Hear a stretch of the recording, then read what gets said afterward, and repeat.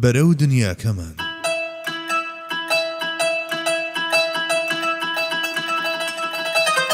بەرجی دووەم نووسینی مامۆستا محەممەد فەتحوڵڵا گولەن دوو ڕووی عەقڵ و مەعقولیەت عەقڵ جەوهەرێکی دابڕاوە لە ماددە بەڵام پەیوەندیداری شەپێیەوە درێژبوونەوەی ڕووناچی مێتافیزیکە لە جیهانی فیزیکدا یەکێکە لە گرنگترین لایەنەکانی ڕۆح خێراترین نووری ماهیەتی مرۆڤە بۆ جیاکردنەوەی حەق و ناحەق لە یەکتر ئەو نەفسی گۆیایەیە کە جاران پێیان دەوت من لە ڕوانگەی تەسەووفیشەوە یەکێکە لە ناوەکانی جیبریل و پێی دەوترێت نووری هەرە مەزن و عەرشی محەممەد لای هەندێک لە سۆفیەکانیش گەوهەرێکی مرۆییە و ناویان ناوە عەقڵی جوزئی یان عەقڵی مەجازی لەو ڕۆیشەوە کە پەیوەندی بە کاروباری دواڕۆژەوە هەیە بە عەقڵی مەعادی ناوی دەرکردووە عەقڵ کە بە واتایەک لە واتاکان بریتیە لە هێزێکی پارێزەر بۆ ڕۆح لەو ڕووەوە کە بیر دەکاتەوە و پێدەگات و لە خراپەکان دەیپارێزێت و بەرەو چاکە ئاراستەی دەکات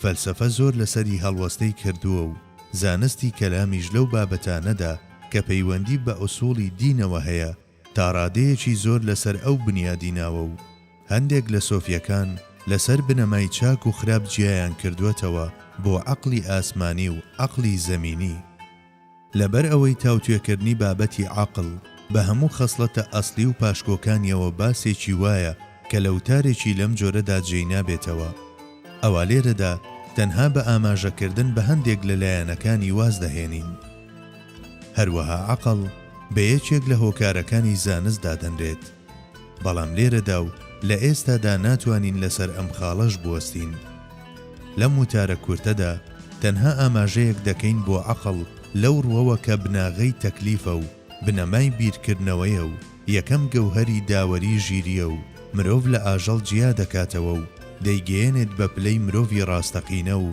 ناوازەترین دیاری بەدیهێنەرە بۆ ئادەمیزاد ئەو بابەتەی لێرەدا دەمانەوێت لەسەری بوەستین عەقڵە لە چوارچێوەی ئەرک و فەرمانەکانیدا ئەمە ژیان ئەو عەقڵەیە کە تەبایە لەگەڵ وەحی و ئیلهام و ویژداندا و شان بەشانیان دەڕوات یان ڕێک بە پێچەوانەی ئەمەوە ئەو عەقڵەیە کە سەرجەم تێبینیە مێتافیزیکیەکانی پشتگوێ خستووە و خۆی لە پەیوەندی ئاسمانیەکان داڕنیوە و لە ئەنجامیشدا زەمینەی مانۆڕی خۆی تەسک و سنووردار کردووە لەم نێوەندەشدا نامەوێت بچینە ناو باسوخواسی بیردۆزەکانی عەقڵی نەزەری و عەقڵی کرداری کانت و تێبینیەکانی عەقڵی پێکێنەر و عەقڵی پێکێنراوی لالەند لە ڕاستیدا چونکە هەر یەکێک لەم بابەتانە هێندە فراوانن کتێبێکی سربەخۆیان دەوێت و مانە و سوودێکی وایشیان بۆ ژیانی کرداری نییە لێرەدا تەنها وەک یادخستنەوەیەک هێنامان و بەسەریاندا ڕادەبورین عەقڵ لە ڕوانگەی بیرمەندانی موسڵمانەوە لە پێشەمویانەوە بەدیع الزەمان لەو ڕووەوە کە چەندین بەهرە و توانای قوڵی لەخۆ گرتووە چاوێکە پەڕاوی گردون دەخوێنێتەوە و گوێچکەیەکی ناوەچی وایە کە هەستیارە بەرامبەر بە چەندین لەرینەوە و سەرجەم دەنگ و ئاوازە بیستراوەکان هەڵدەسەنجێنێت و چەندەها مانایان لێ هەڵدەگۆزێت و ئیدراکێکی گشتگیری وایە بە جۆرێک تەماشا دەکات کە سەرنجەکانی شتان و ڕووداوەکان تێدەپەڕێن و چاوێکی ناوەچی وایە کە کراوەیە بەڕووی کەشفکردنی بوون و جیهانەکانی ئەو دیوی بووندا ئادەمیزاد بە یارمەتی ئەو لە شتانی بینراوە و بیستراوەوە بڕیارێک هەڵدەهێنجێت و بەڕابەرایەتی ئەو گەشت بەرەو ئەو دیوی پەردەی بوون ساز دەکات و تەنانەت بەرز دەبێتەوە و دەبێت بە قسە بۆ کراوی خوای گەورە مرۆڤ بەهۆی عەقڵەوە دەبێت بە شایانی هەڵگرتنی کۆمەڵێک بەرپرسیارەتی جەبری و ئیختیاری و لەگەڵ ئەوەدا سەرتاسەری گردون دەپێوێت و دەپشکنێت و دەیگەڕێنێتەوە بۆ چەند بناغەیەک و پاشان ڕوە و خوای خۆی دەڕوات عەقڵ لە چاکە و جوانیەکاندا لۆجیک و داوەری ژیریمان لەگەڵ دەوڵەمەندی وەحی و ئیلهام کۆ دەکاتەوە و دەبێت بە سەرچاوەیەک بۆ ئەو پەیامانەی لەو دیوەوە دێن لە کاروبارە خراپ و ناشرینەکانیشدا تەفسیری لۆجیکی بۆ ئەو سنوورانە دەهێنێتەوە کە خوای گەورە کێشاونی و ئارەزووە سەرشێتەکانی نەفس هێور دەکاتەوە و هەمیشە سەرقاڵی دانانی استراتیژی نوێ دەبێت بۆ بەرگریکردن لە دەستدرێژیەکانی. جگە لەوەش هەردەم کۆمەڵێک تەکتیکمان پێشکەش دەکات تا بەهۆیەوە سەر بکەوین بەسەر نەخشە جۆراوجۆرەکانی شەیتاندا. ئارەزوە جەستەیی و مادیەکانیشمان بە کەمەند و زنجیری فیکرێک دەبەستێتەوە کە لە دەستی وەستایانی ئاسەنگەری مراقەبە و محاسەبە دەرچووە. عەقڵ تا ئەو کاتەی پارێزگاری لە ئاسمانی بوونی خۆی دەکات، هێرش دەکاتە سەر نەفسانیەتی خۆی و لە هەموو ئەو سوچێتی و نزمیانە دەیپارێزێت کە لە سروشتی ئەم نەفسەوە سەرچاوەیان گرتووە و سەبارەت بە بەهامرۆییەکانیش وەک پۆلیسێکی پارێزگاری لێدێت. و بێگومان ئەم شتانەی کە تایبەتمەندی عەقڵی ئاسمانی و عەقڵی مەعادین لە هیچ یەکێک لە عەقڵی مەعاشی و عەقڵی زەمینیدا بوونیان نییە. دەکرا لێرەدا باسی پێگەی عەقڵ و بەهاکەی و ڕۆڵی لە بەرپرسیارەتیدا بکرایە لە ڕوانگەی قورئان و ئیسلامەوە. بەڵام ئێمە لە ئێستادا دەمانەوێت تەنها لەسەر ئەو لایەنانە هەڵوەستە بکەین کە بەلای قورئانی پیرۆزەوە عەقڵی معقول یاخود نائەقڵی نامەعقولن. لە سیستەمی بیری ئیسلامی و لە ڕوانگەی جیهانبینی قورئانەوە شتانی نائەقڵانی و ئەقڵانی لەسەر بنەماکانی وەک سروشتی بەدیهاتن هۆکارەکان، هێزێکی بەدیهێنەری سەر و هۆکارەکان لە خۆ دروست بوون، بەخشینی بوون لەلایەن ئیرادەیەکی گشتگیرەوە بەواتایەکی تر لەسەر ئاسۆی تەوحید و کەندەڵانی شیرکدا دەمەزرێنێت. لەو ڕۆژەوەی مرۆڤ بەدی هاتووە. هەڵبەتە ئەمە لە دیدی مرۆڤ خۆیەوە کاتێک وەک شرۆڤەکارێکی دەرەچی لەم بابەتە دەڕوانێت. ئەجینا لە گۆشەی تەفسیری پەتی بۆ گەردوون و بوونەوەرانەوە هەمان شت ڕاستە بۆ سەردەمی پێش دەرکەوتنی ئادەمیزادیش. یاری نێوان مێفیستۆ و فاوست بەردەوام بووە. لەمە و لاشچێبڕچەی نێوان چاک و خراپ و پاڵفتەبوون و جیابوونەوەی شەیتانەکان و ئەو ڕۆحانەی سیفەتی شەیتانیان وەرگرتووە لەو ڕۆحانەی کراون بەڕووی حەق و حەقیقەتدا هەر بەردەوام دەبێت. ئەوانەی کە هەتا ئەمڕۆ بوونەوەران و ڕووداوەکانیان داوەتە پاڵ سروشت و هۆکارەکان و ڕێکەوت و لە خۆوە دروست بوون، هەمیشە وەک نوێنەرانی نائەقڵانیەت سەنگەرێکیان گرتووە و جارێک لە دەوری خوایەکی دەستکردی سروشت و جارێکی دی لە چوارچەوەی دەسەڵاتداریەتی وەهمی هۆکارەکاندا کۆبوونەتەوە و هەردەم لە جەنگدا بوون لە بەرامبەر ئەو پێغەمبەر و ئەسفیا و بیرمەندە ئیماندارانەی کە بە نوێنەرانی عەقڵانیەت ئەژمار دەکرێن. هەرچەندە ئەم سەنگەر و تاقمە لە سەردەمە جیاوازەکاندا ستراتیژی جۆراوجۆریان بەکارهێناوە، بەڵام شێوازی جەنگ و بربەرەکانیان هەمیشە یەکێک بووە و نەگۆڕاوە. ئیدیان کردارەکانی وەک بەدیهێنان و ڕێکخستن و مراندن و زیندووکردنەوە و هاوشێوەکانیان کە لە ڕاستیدا پێویستی و داخوازی خوایەتین گەڕاندوێتەوە بۆ شتانی وەک هۆکارەکان و ڕێکەوتەکان و سروشت کە لە بنەڕەتدا جگە لە بوونێکی وەهمی هیچی دیکەیان نییە، یان ئەگەر بە شێوەیەکی ڕێژەییش بێت کاروبارە خواییەکانیان داوەتە پاڵ ئەمانە. هیچ گومانێک لە ئیلحادی دەستەی یەکەم ناکرێت، هەرچی دەستەی دووهەمیشە هەندێک لەو شتانەی کە خوا خۆی بەدیهێناون کردویانن بە هاوڵی ئەو لە کاروبارەکانیدا و بەم پێش قاچیان بۆ ناو شیرک هەڵخزاوە. چونکە تەوحید دانانی هاوڵ و هاوبەش بە هەر شێوەیەک بێت لە شێوەکان بۆ ئەو توانستە بێسنوورە ڕەت دەکاتەوە کە بەدی دەهێنێت، دروست دەکات، دەمرێنێت، زیندوو دەکاتەوە، ڕزق دەدات و هەموو کەسێک و هەموو شتێک دەبینێت و پارێزەرە بەسەریەوە. هەروەها تەوحید ئەمە بە نامەعقوڵ دەزانێت. ئالەم ڕوانگەیەوەیە کە ئەو تەوحیدەی بریتیە لە یەکێک لە کۆڵەکە هەرە گرنگەکانی قورئانی پیرۆز، تەبایە لەگەڵ عەقڵ و مەعقولە و بەستنەوەی بوونیش بە هۆکارەکان و سروشت و شتە جیاوازەکانی ترەوە پێچەوانەی عەقڵ و نامەعقولە. جێخۆیەتی ئاماژە بکەین بەوەی کە بە گوێرەی دەستوری شتان بە دژەکانیاندا دەناسرێن، لێرەدا باسکردنی نامەعقول ئەوەندەی تر مەعقول ڕوون دەکاتەوە.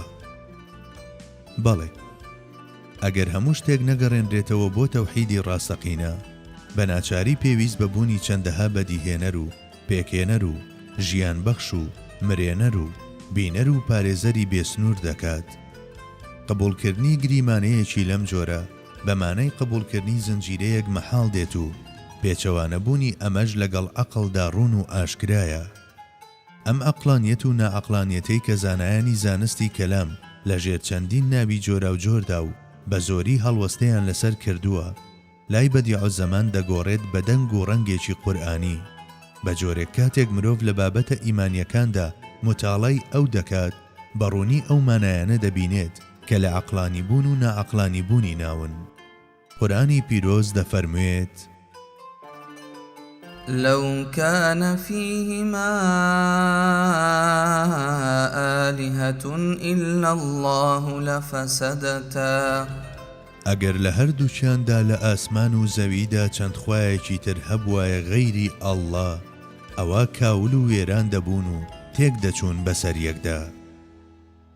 لەم ئاەتە و لە چەندین ئاەتی هاوچەشنی تریشدا هەمیشە بانگمان دەکات بۆ داوەری ژیری لەم بابەتەدا و ئاسۆی تازە و نوێ لەسەر لۆجیکمان دەکاتەوە.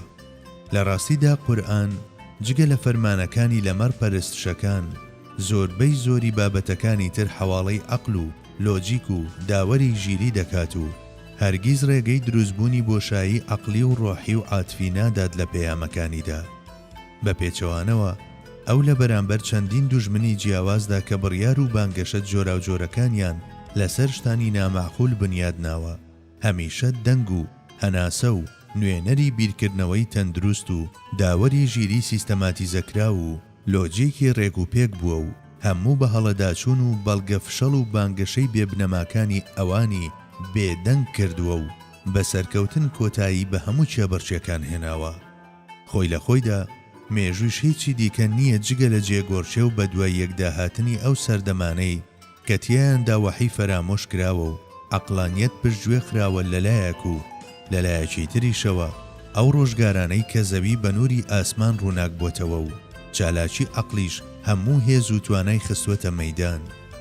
هەر کاتێک بەهۆی نووری پێغەمبەرانەوە دڵەکان ڕۆشن بوو بێتنەوە و مێشکەکان ڕووناکیان بەدەستێنا بێت و جیسمانیەت و ماددە ڕۆیش بێتنەوە ناو چوارچێوەی تایبەتی خۆیان و فیزیک و مێتافیزیکیش هەر یەکەیان لە ڕێگەی خۆیدا لەنگەری گرت بێت و بە گوتەی مەولانای ڕۆمی عەقلی ئاسمانی بە دەستەواژەی ئیمامی غەزالی عەقلی مەعادی پێش عەقلی مەعاشی و عەقلی زەمینی کەوت بێت.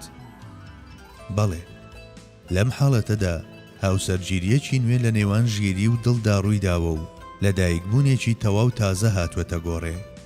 ئەم لەدایکبوونە بریتیە لەسەر لە نوێ ڕاوەکردنەوەی بوون و گرێدانی پەیوەندی لەگەڵ خاوەنی ڕاستەقینەی خۆیدا لەژێر ڕۆشنایی تێگەیشتن و جیهانبینی ڕۆژگاردا و ڕزگاربوونی مرۆڤ لە دژیەکیە ناوەکیەکان هەر کاتێکیش ڕووناچی ئاسمانەکان دیار نەما بێت و عەقڵ فەرامۆش کرابێت و بیرکردنەوەش بە مانە تایبەتیەکەی خرابێتە دەرەوەی بازنە و شتانی معقول بەجارێک لە بیر کرابن و ئاڵای نامەعقولیەت لە هەموو گۆشەیەکدا شەکا بێتەوە و حەشاماتەکان بەرەو دژیەکیەکان درابنە بەر. بەڵێ لەم جۆرە کاتانەشدا و لە نێوەندی تەشویشێکی ڕۆحی و فیکریدا جارێک زەردەشت و جارێکیش حەزرەتی عوزەیر و حەزرەتی عیسا حاشا بە کوڕی خوا لە قەڵەم دراون و هەموو ئەو سیستەم و هاوسەنجیەی کە پەیوەستی وەحی و عەقڵە سەرەوژێر بووە. دەرکەوتنی نائەقڵانیەت گاه لە شێوەی وەد و یەغوس و یەعوق و نەسردا دەردەکەوێت و گاه لای مەجووسیەکان لە تاریکی و ڕووناچیدا بەرجەستە دەبێت و جارێک وەک ڕوحێکی هەمەچی دەردەکەوێت و جارێکیش پۆشاچی بتە جیاوازەکانی وەک لات و مەنات و عوزا و نائیلە و ئیساف دەپۆشێت. جاری وایشە بووە لە ڕووداوە ترسێنەرەکانی کتێبی گردوونەوە وەک ئاگر، هەورە بروسکە، با ڕووبار سەرچاوەی گرتووە. هەمیشە ئەو ڕۆحانەی کە کراون بە ڕووی خواری و لاداندا جار هەبووە هۆکاری کەوتنیان بۆ ناوشێوی گومڕایی گومانێکی باش بووە وەک لە حاڵەتی وەد و یەغوس و یەعوق و نەسردا دەبینرێت و جاری وایشە بووە بە پشتکردنیان لە شتانی معقول و ئاسمانی ڕێیان هەڵە کردووە و لە ڕاستی دوورکەوتونەتەوە. لەبەر ئەوەی گۆشەی لادان لە چەقدا هێندە بچووکە وەختە هەستی پێ نەکرێت، هەستیان بە گرنگی بابەتەکە نەکردووە. کاتێکیش پێیان زانیوە خۆیان لە بەردەم فراوانی گۆشەکەدا بینیوەتەوە و نەیانتوانیوە بگەڕێنەوە. پاشان پێیان خلیسکاوە بەرەو بەستنەوەی گرنگترین ڕاستیەکان بە کۆمەڵێک وەهم و خەیاڵەوە. ئەیدی نائەقڵانیەتێکی لەم جۆرە سا لە شێوەی گەڕاندنەوەی کاروبارە خواییەکان دابێت بۆ بتە جۆرا و جۆرەکان بە جۆرێکی ئاشکرا یان لە شێوەی بۆچوونی ئەو دەڵاڵی شەفاعەتکارانە دابێت کە مشریکەکان کەمێک وەک پاسا و کەمێکیش وەک جەدەل و لە شێوەی پەیوەندیەکی ناڕاستەوخۆدا دەیانهێنایە سەر زمان. بەڵێ، نائەقڵانیەتێکی لەم جۆرە بە ئاشکرا پێچەوانەی هەم ئەقڵ و هەم وەحیە و لادانێکی ڕوونە. هەمیشە ئەوەی مەعقولە تاکە. کاتێک لادان لەو تاکە ڕوودەدات، بێ ئەوەی مرۆڤ بەخۆی بزانێت دەکەوێتە باوەشی زۆری نامەعقولیەتەوە. لە ئەنجامدا بە چەندین شێوازی جۆراوجۆر زۆری ڕاستەقینە شوێنی تەوحیدی ڕاستەقینە دەگرێتەوە. بۆ نمونە، سایبیەکان لە دایکبوون و مردن و بەختەوەری و بەدبەختی و بەڵاو موسیبەتەکان بە جۆرێک دەجێڕنەوە بۆ مانگ و خۆر و ئەستێرەکان کە شتێک لە بیر و باوەڕی قەدەر دەچێت لای ئێمەی مسڵمان. ژیانیەکان ئەم کاروبارانە بۆ ڕۆحێکی هەمەچی و مەجووسیەکان بۆ تاریکی و ڕووناچی و بتپەرستەکانیش دەیجێڕنەوە بۆ چەندەها بتی جۆراوجۆر. پاشان لە بەرامبەر ئەم پەیامە خواییانەوە کە ویستویانە لەم لادانە بێداریان بکەنەوە، وتویانە: وَإِنَّا عَلَى آثَارِهِم مُقْتَدُونَ. بێ ئەوەی بیر بکەنەوە لەوەی داخۆ ئەو ڕێگایی پیایدا دەڕۆن ئاسمانی و عەقڵیەیان نا. بەڵێ، بەلای ئەمانەوە گرنگ نییە شتێک عەقلی بێدیان نا. گرنگ ئەوەیە لەو شتانەدا کە بە گوێرەی هەوا و هەوەسیانە و بەکەڵچیان دێت شوێن پێی باو باپیرانیان هەڵبگرن. قورئانی پیرۆز ڕوو لە لاسایی کەرەوەکانی ئەو ڕۆژگارە و ئەوانەی لە پشتی ئەوانیشە بە هەموو چاولێکەرە کوێرەکانی پێشین و پاشین دەفەرموێت: أَوَلَوْ كَانَ آبَاؤُهُمْ لَا يَعْقِلُونَ شَيْئًا وَلَا يَهْتَدُونَ وَمَثَلُ الَّذِينَ كَفَرُوا كَمَثَلِ الَّذِي يَنْعِقُ بِمَا لَا يَسْمَعُ إِلَّا دُعَاءً وَنِدَاءً صُمٌّ بُكْمٌ عُمْيٌ فَهُمْ لَا يَعْقِلُونَ. ئایا ئەگەر باب و باپیرانیشیان تێنەگەیشت و هیچ نەزان و ناشارەزا و ڕێنمووی ژوەرنەگرن، نمونەی بێباوەڕان وەکو ئەو شوانە وایە کە هاوار دەکات بەسەر ئاژەڵەکەیدا بەڵام تێی ناگەن. تەنها ئەوەیە کە گوێیان لە هات و هاوارێکە. ئەوانە کەڕ و لاڵ و کوێرن و ژیری و هۆشمەندیان لە دەست داوە و بانگیان لێ دەکات تا بێنەوە هۆشی خۆیان. دەتوانین لە ڕوانگەی شێوازی گشتی قورئانی پیرۆزیشەوە بۆ ئەم بابەتە بڕوانین. بەڵێ، قورئان تاوناتاو بە زمانی عەقڵ مشتریکانی هاوچەرخی پێغەمبەرمان دەدوێنێت و بە زمانی لۆجیکیش ئاسۆیان فراوان دەکات و بەهێزی داوەری مەعقولیان بۆ حونجە دەکات.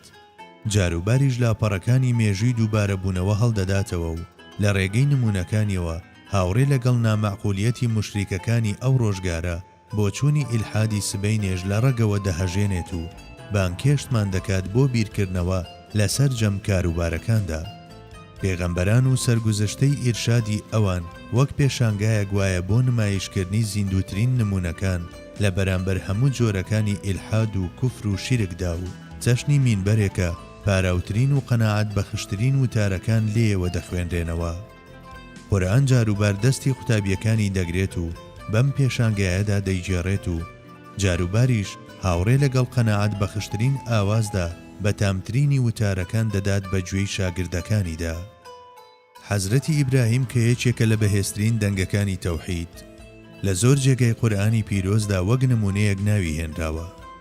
ئەو بتی بتپەرستە هاوچەرخەکانی شکاند و بیر و باوەڕی هاوبەشێتی لە ڕەگەوە دەرهێنا و زنجیرێکی وای لە زاریان دەدا کە لە دەستگای عەقڵدا بەرهەم هاتووە تا جارێکی تر نەتوانن بکەونەوە گوفتار.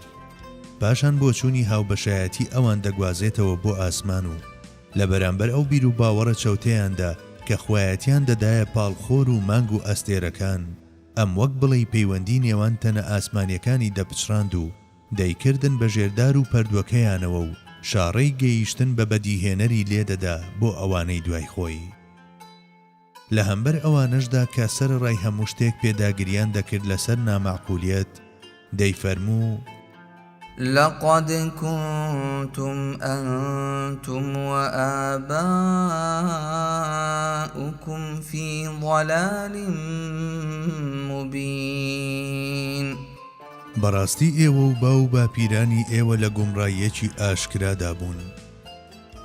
جاری وای شەیە دەبینیت بتەکانی شکاندووە و هاوار دەکات بەسەر لۆجیکی لاروولوێری شرکدا و دەڵێت أفتعبدون من دون الله ما لا ينفعكم شيئا ولا يضركم أف لكم ولما تعبدون من دون الله أفلا تعقلون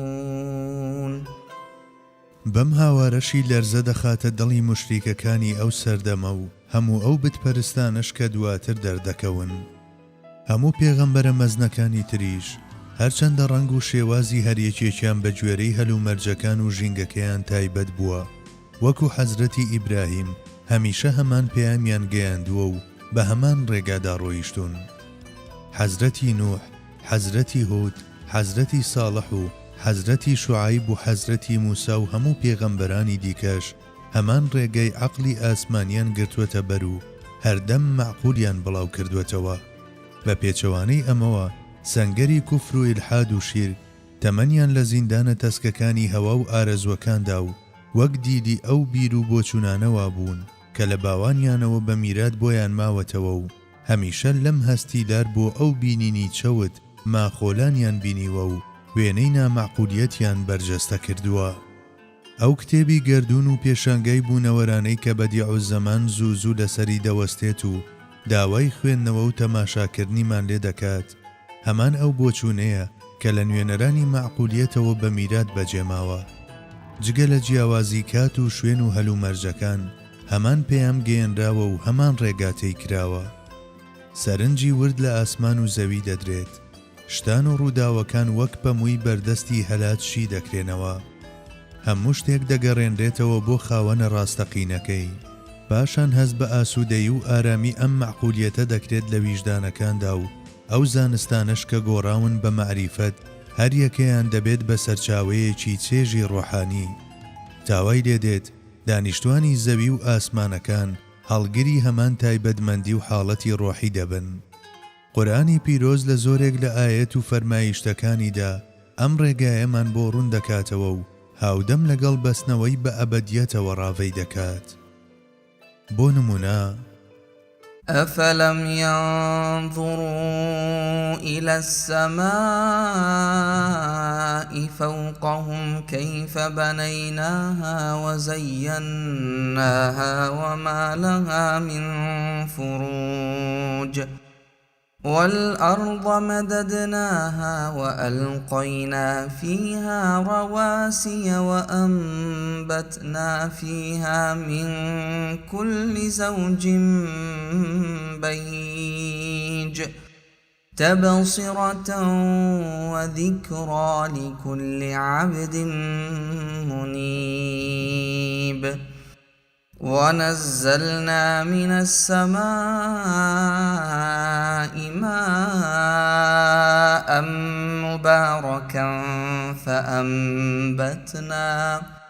فأنبتنا به جنات وحب الحصيد والنخل باسقات لها طلع نضيد. ئایا وردنەبوونەتەوە لەو ئاسمانەی کە بەراسەریانەوەیە چۆنمان دروست کردووە و ڕازاندومانەتەوە بە چ جۆرێک هیچ کەم و کوڕی و کەلێنێکی تێدا نییە؟ هەروەها زەویمان ڕاخستووە و بڵاومان کردوێتەوە و کەژ و چێومان لەسەری دامەزراندووە و لە هەموو جۆرە ڕۆچێکی جوان و ڕازاوەمان تیادا ڕواندووە.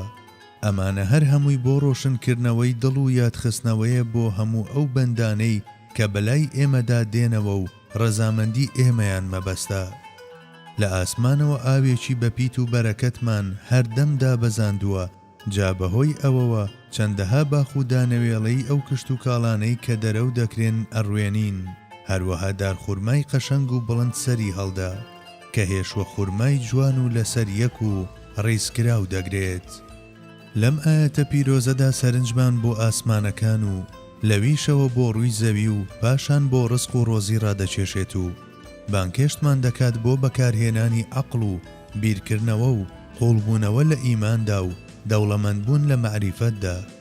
جاری وایشەیە پەنجە بۆ گرنگی شتە هەستپێکراوەکان درێژ دەکات و داوەتمان دەکات بۆ تەماشاکردنی ئەو ڕووی زەویەی کە هەمیشە لە بەردەم چاوەکانمان داواڵا کراوە و دەفەرموێت: أفلم يسيروا في الأرض فتكون لهم قلوب يعقلون بها أو آذان يسمعون بها فإنها لا تعمى الأبصار ولكن تعمى القلوب التي في الصدور. ئایا ئەوانە بەسەر زەویدا نەڕۆیشتون بە دڵ و دەروونێکی هۆشیارەوە تا بیرێک بکەنەوە؟ یان خاوەنی گوێ و دەستگای بیستن نەبوون بەسەر هاتەکانیان ببیستن و لێکی بدەنەوە؟ جاوە نەبێت چاوان کوێر بووبێت، بەڵکو ئەو دڵانە کوێر دەبن کەوان لە سینەکاندا. بەم جۆرەش مەحرومیەتی ئەو دڵانە دەردەخات کە داخراون بەسەر بەسیرەتدا. جاروباریش لە شێوەی تەمێکردنی ئەوانەدا کە عەقڵ و بەسیرەتیان ناخەنە کار دەفەرموێت: وكأين من آية في السماوات والأرض يمرون عليها وهم عنها معرضون. چەندەها بەڵگە و نیشانە لە ئاسمانەکان و زەویدا هەن لەسەر دەسەڵاتدارەتی و جوانکاری خوای پەروەردگار، کەچی زۆربەی خەڵکی بەلایدا تێدەپەڕن و تێنافکردن و پشتی تێدەکەن. لێرەدا جەخت لەسەر گرنگی نیەت و ڕوانگە دەکاتەوە و بیرمان دەخاتەوە کە ڕوانینی ڕوت و پەتی هیچ نرخ و بەهایەکی نییە. قورئانی پیرۆز لەسەر ئاستی تونند و تۆڵی لە خستنە ڕووی بابەتەکانیدا و وردی و قوڵی ناوەڕۆکەکەی و گشتگیری پەیامەکانی و سحری دەستەواژەکانی و کاریگەری و قەناعەت بەخشی شێوازەکەی و لە چەندەها لایەنی دیکەشەوە نمونەیەکی ناوازەی معقولیەتە و هەمویان لە خۆیدا کۆ دەکاتەوە. بەڵێ، هەروەک پاڵی بە وەحیەوە داوەتەوە بە هەمان جۆر هەمیشە خولگەوتەوەرەکەشی عەقڵە. هەموو پەیامەکانی سەرەتا بە پاڵێوگەی عەقڵ و لۆجیک و داوەری ژیریدا تێدەپەڕێنێت و اینجا لە دەرگای گوێبیستەکانی دەدات، بە جۆرێک بەرەو دڵەکان دەڕوات کە سەرنجەکان چێژ دەکات، لە چوارچێوەیەکی وادا قسە دەکات کە دەرفەتی ڕەخنە و تانە بۆ عەقڵ و هەست و شعور ناهێڵێتەوە و هەمیشە قوتابیەکانی لەسەر ئاستی معقولیەت نوێ دەکاتەوە. قورئانی پیرۆز لە هەموو بابەتێکدا هەر لە خستنە ڕووی سەدان باس و خواز بە شێوەیەکی هێندە ڕێک و پێک و ناوازە کە مەگەر تەنها پاش زەحمەتێکی زۆر و لەشیکردنەوەی یەک دانە بابەتدا بەدەست بێت، هەتا گەیاندنی دڵە ئیماندارەکان بە ئاسوودەیی و ئارامی بە یارمەتی ئەو کاریگەری و گەرم و گوڕیەی کە لە پەیامەکانیدایە و قەناعەت پێکردنی ڕوحە سەرکەش و یاخیەکان پشت بە وەحی دەبەستێت و لە بنارەکانی عەقڵدا ئاڵوگۆڕی خۆی لەگەڵ ئادەمیزاددا ئەنجام دەدات. لەمڕۆوە دەتوانین بڵێین هەروەک ئەوانەی دەتوانن تەماشای بوونەوەران بکەن و ڕووداوەکان بخوێننەوە و بیبەستن بە تەوحیدەوە شوێن کەوتوانی معقولیەتن، بە هەمان جۆر ئەوانەش کە قورئان دەبیستن و لە خۆیاندا جێبەجێی دەکەن بە ڕێڕەوانی ڕێگایەکی عەقلی ئەژمار دەکرێن. بە پێچەوانەشەوە ئەوانەی کە ناتوانن بگەن بە کرۆکی شتان و ڕووداوەکان و تەنها لە ڕووکەشدا دەمێننەوە هەروەک لەسەر ڕێگایەکی عەقلی نین، ئەوانەش کە قورئان نابیستن و گوێی بۆ شل ناکەن و لە خۆیاندا جێبەجێی ناکەن، مانای وایە نەیانتوانیوە بە تەواوەتی لە نووری عەقڵ کەڵک وەربگرن. بەڵێ، معقولیەت بریتیە لە خوێندنەوەی شتان و ڕووداوەکان و بیرکردنەوە دەربارەیان و هەڵسەنگاندنیان و پاشان بەستنەوەیان بە ئیمان و مەعریفەت و بەدیهێنەرەوە. گەڕاندنەوەی شت و ڕووداوەکانیش بۆ هۆکارە جیاوازەکان و سروشت و شتانی تر دژی عەقڵ و بیرکردنەوەی ساغە. بوون و یەکتایی خوا و بێنیازبوونی لە هاوبەش و یاریدەدەر معقولە و بیر و بۆچوونی ئیلحاد و شیرک بە هەموو لایەنەکانیەوە نامەعقولە. هەبوونی کۆمەڵێک نێردراو لە نێوان خوا و مرۆڤەکاندا بە ئامانجی ڕوونکردنەوەی شتان و ڕووداوەکان و ڕاوەکردنی بوون و گەیاندنی بە حەقیقەتێک شتانێکن ژیری قبولیان دەکات. هەرچی قبول نەکردنی پێغەمبەرایەتی و پەیامەخواییەکانیشە سەر تاپا دژی ژیرین. دەتوانین لەم ڕوانگەیەی پەیامەکانی نورەوە چوارچێوەکە هێندە فراوان بکەین کە هەموو پایەکانی دیکەی ئیمانیش بگرێتەوە. پێم وایە لێرەدا ئەمەندە بۆ بابەتەکەمان بەس بێت و متاڵاکردنێکی وا فراوان بەجێ دەهێڵین بۆ کتێبەکانی زانایان و بیرمەندانی مسڵمان. لە سۆنگەیەکی ترەوە عەقڵ بە مانای تێگەیشتن و دەرککردن و کۆکردنەوەی هزرەکان دێت. هۆکارێکی گرینگە بۆ تێگەیشتن لەو شتانەی بە جۆرێک لە جۆرەکان لە سنووری توانای ئەودان و یەکێکە لە گرنگترین دینەمۆکانی ڕۆح. لەگەڵ ئەودا لە شتان تێدەگەین و پێی بە ئەو دیویان دەبین و هەڵیان دەسەنجێنین. پێچەوانەی ئەمەش بریتیە لە بێعەقڵی و گەمژەیی و نەفامی. بێعەقڵ و گەمژە و نەفامەکان وەک ڕێبوارانی ئاوارە و بێ ئامانجی ڕێگا نامەعقولەکان وان و نە لە کتێبی گەردوون تێدەگەن و نە هاودەمی لەگەڵ بوونەوەراندا دروست دەکەن و نە قورئان دەبیستن و نە ئاوەزیشیان بە نهێنیەکانی تەکلیف دەشێت. بەڵێ کەسانی لەم شێوەیە مەحاڵە لە دین، ڕۆحی دین، ئامانج و مەبەستی بوون تێبگەن. ئەم وتەیە دراوەتە پاڵ پێغەمبەرمان. ئەحمەق دوژمنی ئێمەیە. مەولانای ڕۆمی ئەم وتەیە دەکات بە ناونیشانی یەکێک لە شیعرەکانی و چەشنی وەستایەکی کارامەی وشە بەم جۆرە دەردە دڵی خۆی بەیان دەکات. پێغەمبەر دەفەرموێت ئەحمەق دوژمنی ئێمەیە، چەتەکانیش ڕێمان پێدەگرن، مرۆڤی ژیرگیانی ئێمەیە. ئەو بافێنکەی لەوەوە هەڵدەکات بۆنی ڕێحانە و شەو بۆمان بۆ دێنێت. ئەگەر عاقڵا لێم تووڕە ببێت و گوێنیشم پێ بدات سرمدا دەخەم و دەنگ ناکەم، چونکە عەقڵ لەلایەن ئەو زاتەوەیە کە هەمیشە بەرەکەتم بەسەردا دەبارێنێت. بە پێچەوانەشەوە ئەگەر ئەحمەق هەڵواش بکات بە دەممەوە تام لێ دێت و پێی نەخۆش دەکەوم. لە دیدی گەورە پیاوانی دیکەی تەسەووفیشەوە ئەو عەقڵی ئاسمانیەی کە پشتی بە جیهانەکانی ئەو دی و بەستووە وەک زنجیرێک وایە لە ملی ئارەزوە جەستەییەکاندا. ئارەزوە جەستەییەکان وەک هەڵپە و تووڕەبوون و شەهوەت هەتا ئەم زنجیرە نەشێنن ناتوانن گوزارش لە خۆیان بکەن. عەقڵ بەم مانایە قوفڵی پۆڵایینە بۆ پاراستنی بە هامرۆییەکان و کلیلی ئەفسوناویشە بۆ بەختەوەری هەمیشەیی. عەقڵ لغاوێکە لە دەمی ئارەزوە نەفسیەکاندا و زنجیرێکە بۆ زاری و جووتێک باڵی فریشتە ئاسایە بۆ پەروازی ڕۆح بەرەو هەتاهەتایی. لەوانەیە نەفس هەموو ساتێک بە تڕوهات و ڕێنەکانی مرۆڤ پەلچێشی چەندەها کێشە و گرفت بکات. کەچی لە بەرامبەر ئەمەدا عەقڵ هێزێکی ئاسمانی وایە کە نەخشەکانی ئەو پوچەڵ دەکاتەوە، بەتایبەت ئەگەر پەیوەندی لەگەڵ دڵ هەبێت و پشت بە واریداتەکانی ببەستێت، ئیدی هیچ دوژمنێک نییە ئەم تەختی زەوی نەکات و بەسەریدا سەر نەکەوێت. بە پێچەوانەشەوە ئەگەر عەقڵ لە دڵدا ببڕێت و لە ئاسمانیەوە بگۆڕێت بە زەمینی، ئەوە دەبێت بە خیانەتکارێکی وا کە ڕێنیشانی دوژمنان دەدات. دەچێت لایەنی شەهوەت دەگرێت، پشتیوانی لە قین و نەفرەت دەکات، دەست دەداتە جەربەزەیی و هەوڵی دوژمنایەتی دەدات بەرامبەر هەر شتێکی ئاسمانی. نوقمی جەدەل دەبێت و دەست دەکات بە پیشاندانی ناحەق بە حەق. جەدەل بە مەعریفەت ئەژمار دەکات، بە جۆرێک تێکەڵاوی مشتومڕەکان دەبێت کە هەمیشە دووبەرەچی و ناکۆچی لێ دەکەوێتەوە و سەرکەوتن بەسەر کەسانی تردا و شەرمەزارکردنیان بە هونەر دەزانێت. زوو دڵی خۆی دەکوژێت و لەسەر دار و پەردووەکەیشی خێوەت بۆ نەفسی هەڵدەدات. هەموو ڕۆژێک چەند جارێک تێکەڵی بۆ گەنیەکی وا دەبێت کە دڵی شەیتان خۆش دەکات و خەنجەر لە ڕۆحی خۆی دەدات.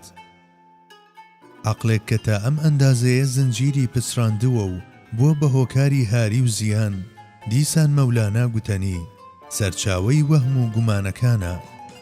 پێویستە ئەم عەقڵە لادەر و زیان بەخشە لە بەردەم حەزرەتی مستەفادا بکرێت بە قوربانی. فزوڵی خوالی خۆش بێت دوو قسەی هەیە لەگەڵ ئەم عەقڵە شومەدا. من لە عەقڵم دەوێت دەڵاڵی، ئەو نیشانم دەدات گومڕایی. ئیراسموس نووسەری هۆڵەندی و دانەری کتێبی ستایشی شێتی هەمیشە گاڵتە بە عەقڵێکی لەم جۆرە دەکات و پێداگرە لەسەر ئەوەی کە بە کەڵکی هیچ نایێت. لەژێر ڕۆشنایی دەستوری ئەگەر شتێکی بە نرخ تێک بچێت لە شتە زیان بەخشەکان زیاتر زیانی دەبێت، دەتوانین بڵین ئەم عەقڵەی کە گرنگترین لایەنی مرۆڤە و لە زیندەوەرەکانی تری جیا دەکاتەوە و ئەم گەوهەرە مەزنەی کە بەرزی دەکاتەوە بۆ ئاستی قسە بۆ کراوی لە بەرامبەر خوای گەورەدا و ئەم یەکەم مامۆستا و ڕابەرەی کە ئادەمیزاد سەردەخات بە پلەکانی ژیانی ڕۆح و دڵدا تا ئەو کاتەی لە پەیوەندیدا بێت لەگەڵ وەحی و لایەنی ئاسمانی خۆی بپارێزێت و پەڕاوی گەردون بخوێنێتەوە و متاڵاکانیشی بگۆڕێت بە معریفەت. مرۆڤێکی لەم شێوەیە لەگەڵ فریشتەکاندا جیاوازیەکی نییە. کاتێکیش لەخوادا دەبڕێت و دەبەسترێت بە سروشت یان نەفسەوە، دەگۆڕێت بە مار و دوو پشک لە جەستەی مرۆڤدا و لە حاڵێکدا کە دەکرا ئاوی ژیانی زیندووبوونەوەی هەتا هەتایی بێت، دەبێت بە ژەهری مەرجێکی ناکۆتا.